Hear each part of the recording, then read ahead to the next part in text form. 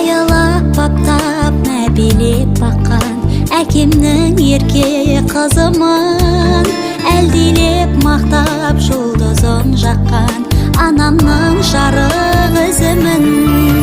Маңдайдан сүйіп бетімнен өпкен әжемнің жұмсақ жүрегі менмін.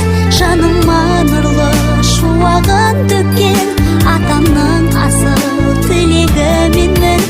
Дауыл мен желден қорған болатын ағамның нәзік ақ гүлі менмін. Көңілге сая орман болатын жеңгемнің шаттығымын.